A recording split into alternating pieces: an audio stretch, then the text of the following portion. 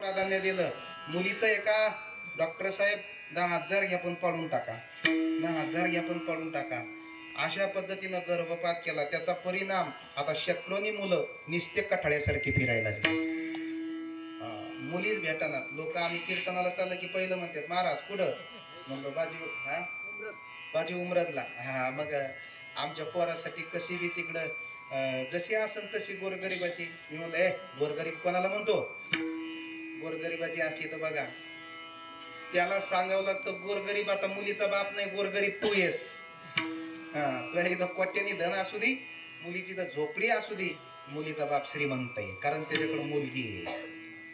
आणि तू मुलाचा बाप आहे, तू दलिंदर आहेस. विठाला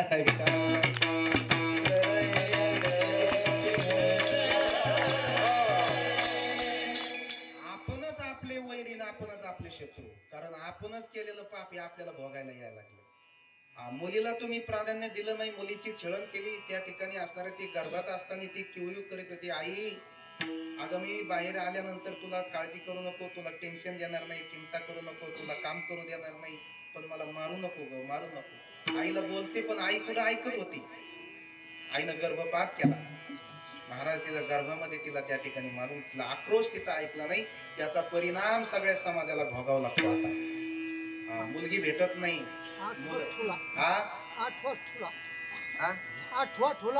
आठवा ठेवला. बरोबर आहे. अशा पद्धतीने आज सगळे श्रोते मंडळी आमचे तज्ञ आहेत. आणि म्हणून त्या ठिकाणी तुकोबरा शास्त्राने मुलीला प्राधान्य दिलं. पुढे कन्या पुत्र होती जेसा, कारण पुत्र तरी झाल्यानंतर एका कुळाचा उद्धार करेल, पण मुलगी 2 कुळाचा उद्धार करते. माय बापाकडच्याही कुळाचा उद्धार करते आणि सासू सासऱ्याचा म्हणजे नवऱ्याकडच्या कुळाचा उद्धार करते ती सात्विक निघल्यानंतर. म्हणून कुळी कन्या पुत्र होती जे सात्विक. ज्याला मुलगी महाराज तो भाग्यवान त्या ठिकाणी आहे. असं म्हटलेलं आहे मुलीचं वजन नाही होत महाराज. राम त्या ठिकाणी विवेकानंद स्वामी तीर्थयात्रा करीत असताना, एक सद्ग्रस्त तीर्थयात्रा करीत असताना त्यांच्याकडे त्या ठिकाणी असणारा त्यांचा एक बच्चा आहे, मुलगा आहे. आणि ते हिमालयाचा पर्वत चढत असताना स्वामी विवेकानंदाला दया आली. सांगितलं बाबा तुमच्याजवळ जे काही मुलगा आहे ना, तुम्हाला धाप लागलेली, जरसा माझ्याकडे वर द्या, म्हणजे त्या ठिकाणी असणारा तुम्हाला थोडं मोकळं चालता येईल. तेव्हा स्वामी विवेकानंदाला त्या असणाऱ्या सद्ग्रस्तांनी सांगितलं महाराज तुम्ही संन्यासी आहेत, मी मुलगा दिला असता पण हे मुलगा नाही, ही मुलगी आहे. आणि मुलीचा बोज बापाला होत नसतो. आणि ज्या बापाला मुलीचा बोज होतो ना, तो मुलीचा बाप होण्याच्या लायकच नाही. विठाला मुलगा तुमच्या इष्टेटीसाठी प्रेम करत असन, बापाच्या धनासाठी प्रेम करत, निस्वार्थ प्रेम मुलीचं त्या ठिकाणी आई वडिलावर असतं. म्हणून त्या ठिकाणी असणार अत्यंत आई वडिलावर प्रेम जर कोणाच असेल, मुलगा काळजी करत नाही, पण आई बापांचे भांडणं झाल्यानंतर मुलगा येतो, घरातून निघून जातो, पण मुलगी म्हणते बाबा येत नाहीत. बाबा कुठे येतं? त्या ठिकाणी बाहेर जाते. बाबा रुसून बसलेले असते. चला बाबा तुम्हाला माझी शपथ आहे, चला. आईचा स्वभाव तसा आहे, काही मनावर धरू नका. आता 3 वाजलेत, तुम्ही काही खाल्लं पिल्लं नाही, तुमच्यासाठी मी उपाशी आहे. तुम्ही घरी जर नाही आले ना, मी पण काही खाणार नाही बघा. चला घरी. आणि म्हणून बापाला हाताला धरून येते, ताट वाढते. बाप नको म्हणतो मी खाणार नाही, कारण तुझी आई मला फडफड बोलली. नाही तुम्हाला माझी शपथ आहे, खावा लागेल. आई पण झोपलेली आहे, तुम्हाला माझी शपथ आहे. घास घेते, बापाच्या त्या ठिकाणी तोंडात घालते आणि बापाला खाऊ घालते. महाराज त्यांचा राग शांत करते. ही मुलीची जात आहे.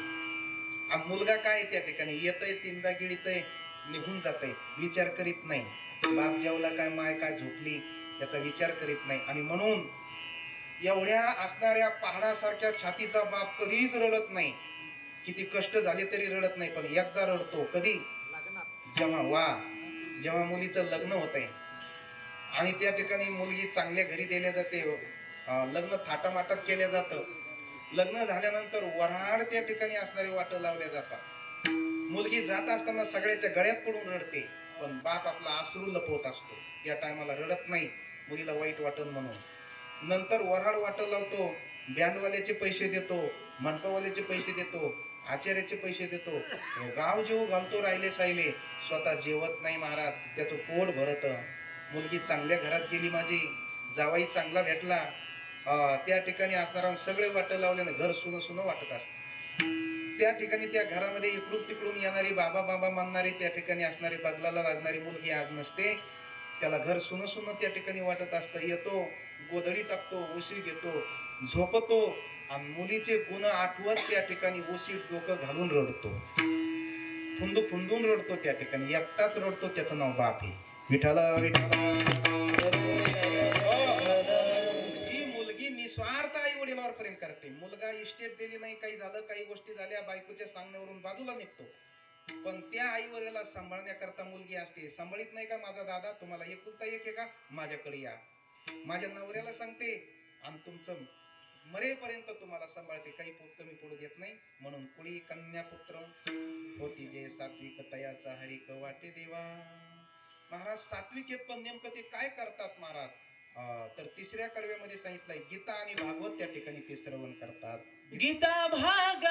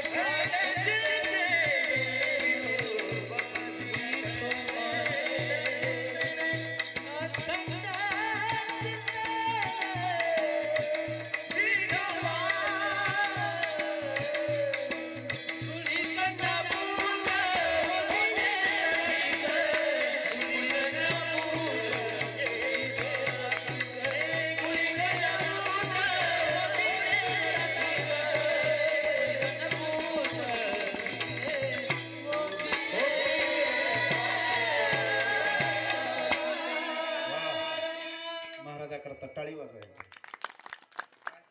खूप भजनी चांगली येतो. चाली अशा अशा दंत्या अशा धुमाळीच्या चाली मानल्या. गीता भागवत करीती अखंड चिंतन आहे. सात्विकतेचं प्रतीक काय? जर जो गीता वाचतो ते सात्विकतेचं प्रतीक. कारण सगळ्यात श्रेष्ठ ग्रंथ कोणता असेल संप्रदायामध्ये किंवा हिंदू धर्मामध्ये, तर तो गीता ग्रंथ सगळ्यात श्रेष्ठ. इथं वेद वाचतो म्हणून सात्विक म्हटले नाही, 6 शास्त्र वाचतो म्हणून, 18 पुराण वाचतो म्हणून सात्विक म्हटलं नाही, गीता वाचतो म्हणून सात्विक. कारण गीता ग्रंथ हा वेदापेक्षाही श्रेष्ठ म्हटलेला आहे. गीता ग्रंथ वेदाचा सार आहे. नोहे जे वेदात नाही त्या ठिकाणी गीता आहे. वेद भगवंताच्या श्वासोश्वासातून झाला, पण गीता भगवंताने त्या ठिकाणी स्वतः होऊन अर्जुनासाठी सांगितली. वा सांगेतो श्री विष्णू गीता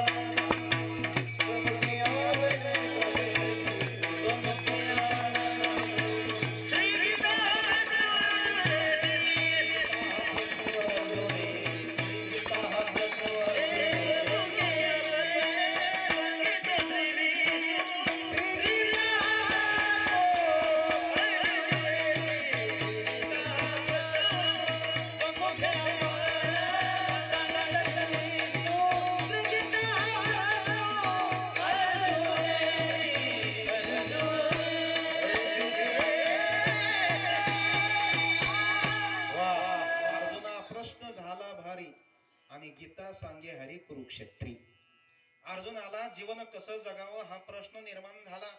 त्याच्याकरता भगवंताने कुरुक्षेत्रावर गीता सांगितली. सोमुखे आपण सांगेतो श्री विष्णू. श्री गीता हा प्रश्न स्वतःच्या मुखाने अर्जुनासाठी आवडीनं अर्जुनाचा मोहरूपी रोग निवारण होण्याकरता भगवंताने ते जाज्वल्य त्या ठिकाणी औषध दिलंय ना, ते म्हणजे श्रीमद भगवद्गीता आहे. म्हणून भगवद्गीता भगवंताची आवडती त्या ठिकाणी आहे महाराज. जी भगवद्गीता म्हणजे ब्रह्मशानी प्रश्नची जे संकादिक विषय आदरेशी, जी भगवद्गीता आहे ना, ब्रह्मादिक तिची प्रशंसा करतात आणि संकादिक आदराने सेवन करतात. या गीतार्थाची थोडी स्वयंभूवरी जेत भवानी प्रश्न करी चमत्कारुणी. एकदा ते भगवान शंकर नेहमी गीताचं पारायण करत असताना पार्वती मातेने सांगितलं, असं काय रोज त्याच गीताचं पारायण करता, काही दुसरं करा ना एखादं पारायण. गीतेतच तुम्हाला नवीन काय एवढं त्या ठिकाणी सापडतंय. त्यावेळेस या गीतार्थात जे ते भवानी प्रश्न करी चमत्कारी देवी त्या ठिकाणी असणारे शंभू देवी म्हणी नेने देवी जैसे का स्वरूप तुझे तैसे नित्य नूतन देखीचे गीतात होतो. भगवान शंकर आणि त्या ठिकाणी असणाऱ्या देवी पार्वतीला अत्यंत समर्पक उत्तर दिलं. हे बघ पार्वती, म्हणजे तिला बरं बी वाटलं पाहिजे आणि उत्तर पटलं पाहिजे. हे बघ पार्वती, तुला जसं पाहिल्यानंतर पुन्हा नवीनच मला असं वाटतं की तू जशी नवीनच आहे, नूतन आहे, तशी गीता वाचल्यानंतर मला नूतन सिद्धांत त्या ठिकाणी भेटतो. पार्वती आई साहेब खुश आणि उत्तर बी मिळून गेलं.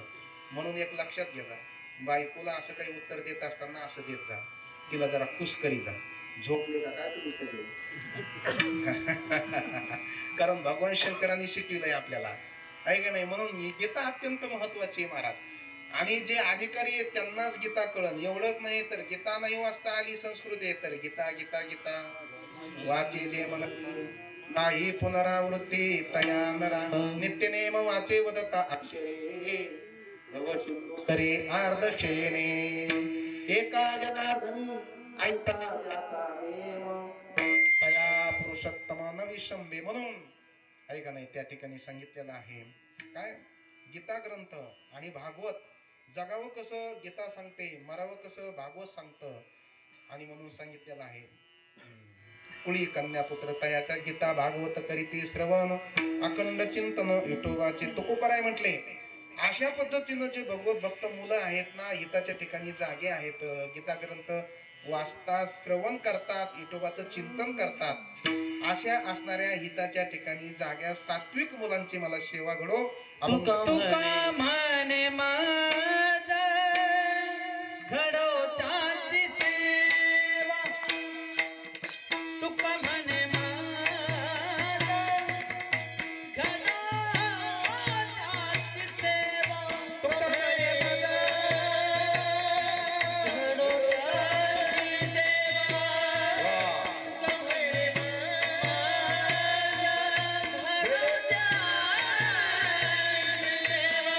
म्हणे माझा घडो